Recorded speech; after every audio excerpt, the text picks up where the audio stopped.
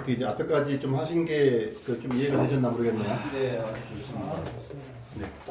자, 그러면 이제 이어서 좀 한번 해보겠습니다. 그 위험성 평가의 효과는 뭐 이렇게 텍스트로 좀 많이 나와 있긴 한데, 뭐 직원이 누워 있으면 생산성이나 품질 개선 향상 이런 데가 좀 많이 떨어지겠죠. 그래서 결국 대표들한테 얘기할 수 있는 부분은 이 부분이 좀 좋지 않나라고 하는 거고, 저는 또 다른 부분에서 대표랑 위험성 평가를 얘기할 때 이런 얘기를 좀 많이 해요. 직원 채용이 왜 안 되냐?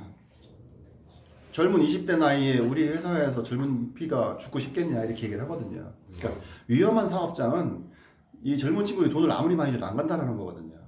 그러면 안전한 사업장을 만들고 좋은 직장을 만들었을 때 채용은 어렵지 않을 거다라는 거죠. 그럼 결국 무엇을 해야 되느냐? 위험성을 개선하고 안전한 직장을 만들어야 된다는 거거든요.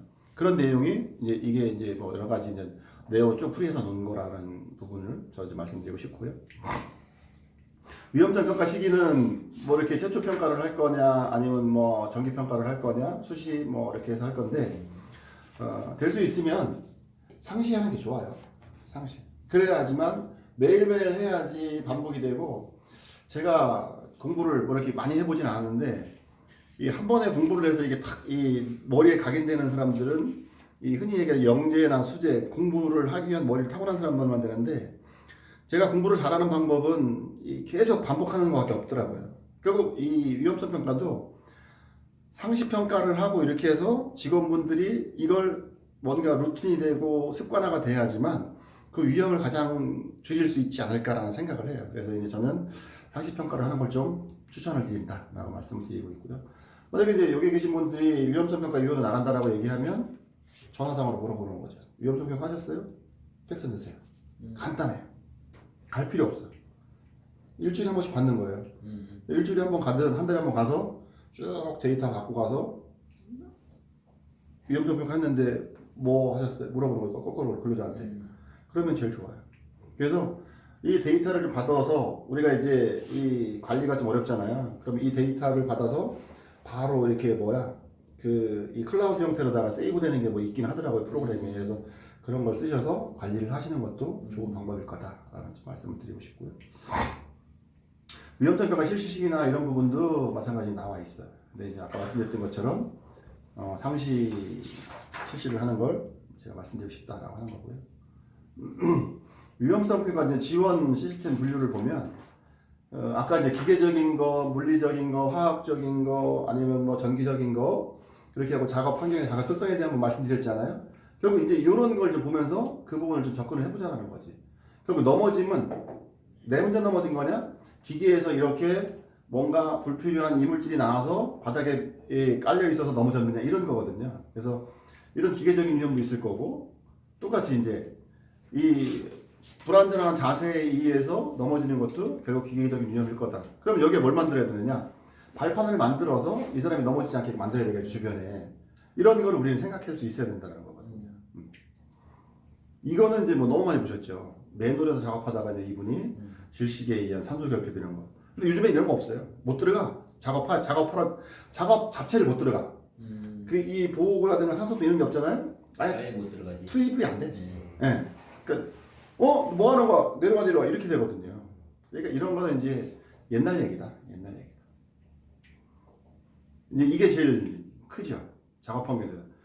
제가 예전에 쇠 깎을 때의 공장을 다녀보면 진짜 열악해요. 그것도 우리나라에서 반도체 세계 1위라는데 반도체 세계 1위 제품이 나오는 환경이 제가 근무했던 환경이라고 생각하시면 되는 거니까.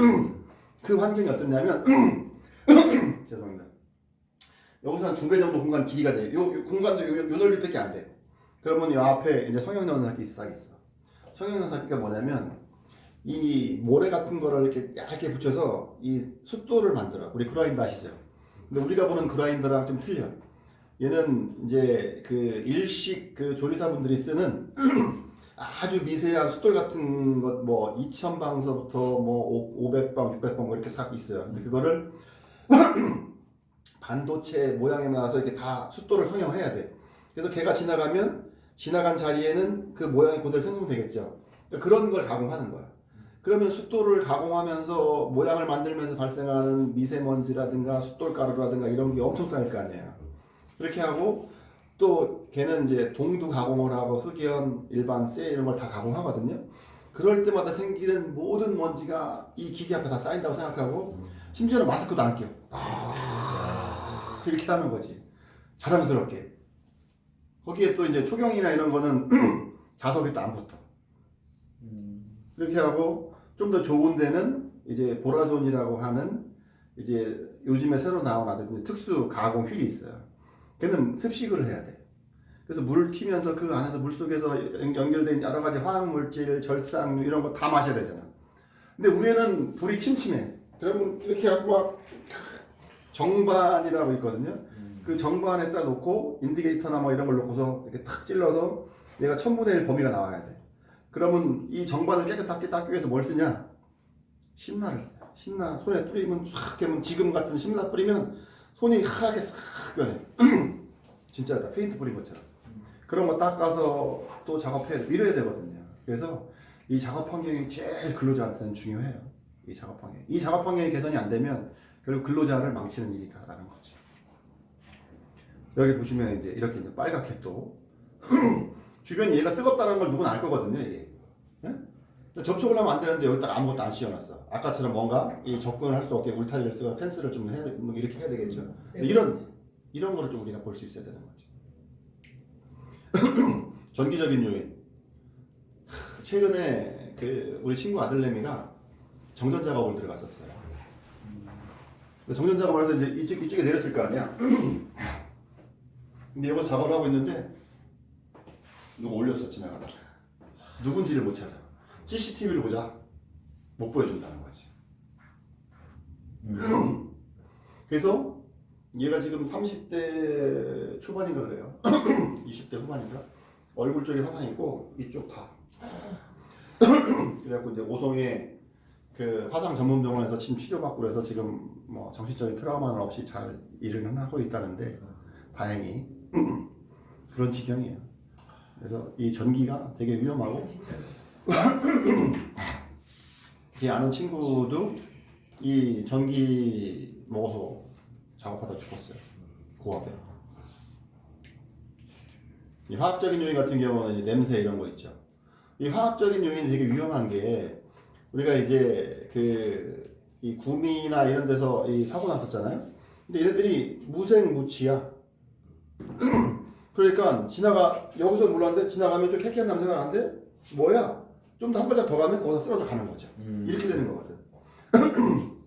그래서 이 화학적인 요인이나 이런 거 있을 때는 반드시 가장 조심해야 되는 부분이 이거다. 그래서 우리 군대에서도 이 화생방의 화학적인 무서움이 그런 거잖아요. 그치. 한 방에 소리 없이 많은 사람을 해치울 수 있다 뭐 이런 거. 스쿼드 진짜. 저런 데 들어갈 땐 저런 마스크 쓰면 안 되죠 실제.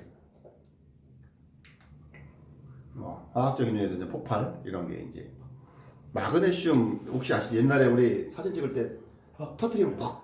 네. 이 마그네슘이 전기에 의해서 가장 많은 전기 사고가 나거든요. 그리고 마그네슘을 쓰는 게 마그네슘의 비중이 엄청 낮아요. 가벼워. 그래서 이제 마그네슘을 쓰고 있고 그런 부분도 있고. 이런 이송장치 같은 경우는 이제 쓰다가 옆으로 튀어서 이제 흘러넘치고 이러면 이제 문제가 되겠죠.